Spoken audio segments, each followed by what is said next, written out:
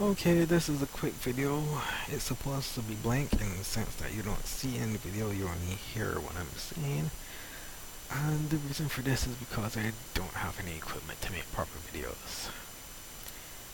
I have recently realized I have been too self-sacrificing, so I've decided to reform my life. This wake-up call happened after I made a decision which was due to another wake-up call to do with my physical health. But everything is interrelated.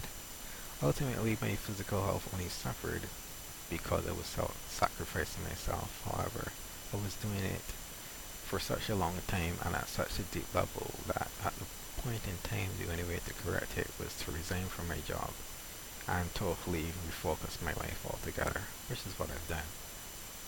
I estimate that the physical recovery could take as long as 3 months, so I'm not putting myself under any pressure to commit to anything until June, July.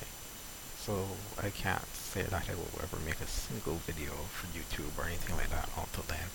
However, even at that point, I will consider what I will do, because the copy lock system that YouTube has in place, yes, they did it under pressure from Google and the DMCA and whatever, but it's not a system which protects anyone's rights. It's a system which locks you or prevents you from copying.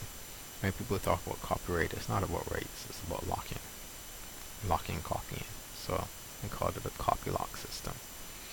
But I'm not really here to talk about that anyway.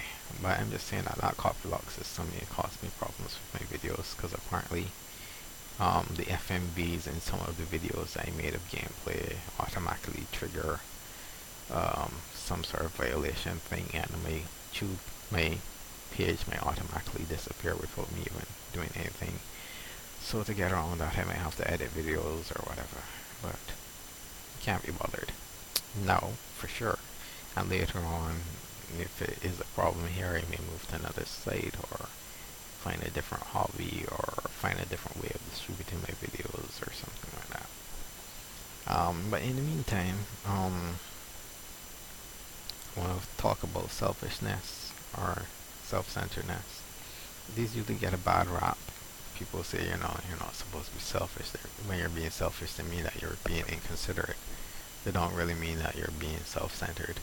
But being self-centered is very important, because unless you're centered on yourself, your awareness is going to be stolen by your environment, and you'll become a tool of your environment rather than an individual who is expressing themselves within an environment. So you need to be self-centered, or people will just abbreviate it and say centered and make it sound as if they're doing something like, high-tech or spiritual or whatever. It is high-tech in a way. You're applying high forms of science. This is life science. And it's also physical science, in the sense that you're a physical being and that your brain is physical. But anyway,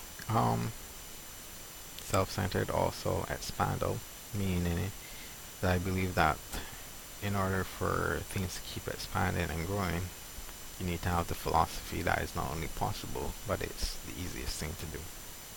So for example, if I upgrade my webcam, I'll be able to make videos where you can see me while I do the videos rather than staring at blackness. So me being self-centered and upgrading what I do, being expandable, will benefit both of us, me and you. So you'll have a win-win situation there.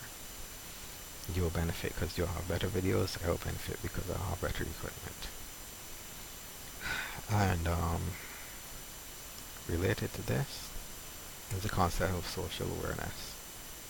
Now, you can be self-centered and socially aware, which is better than being self-sacrificing.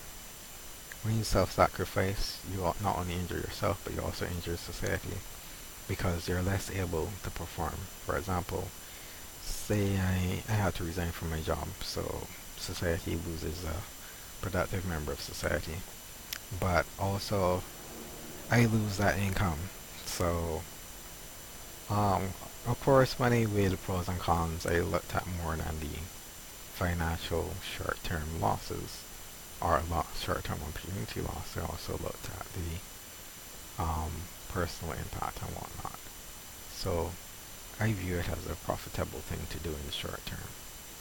And also I look forward to the long-term impacts in terms of what consequentially can happen.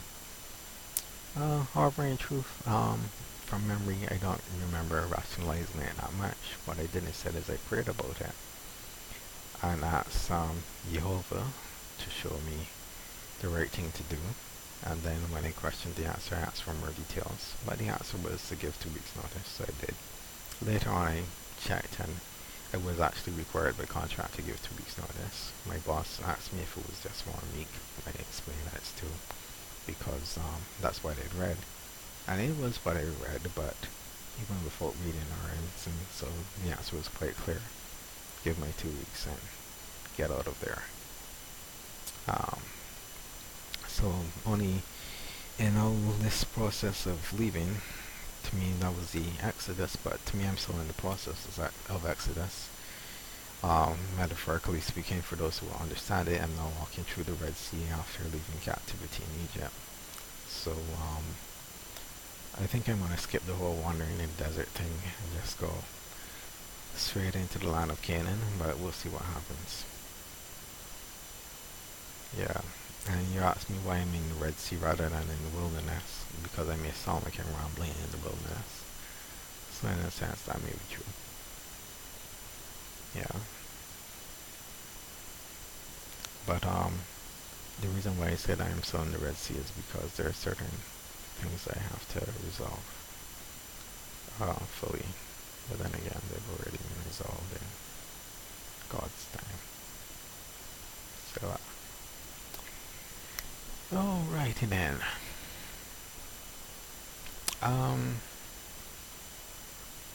It is finished in full. So I'm going to stop here. Even though I know you listening to this will say that was a totally useless video. I don't have the resources to make a useful video right now. Okay. So if you want more details, just leave a comment or something. Alright, bye.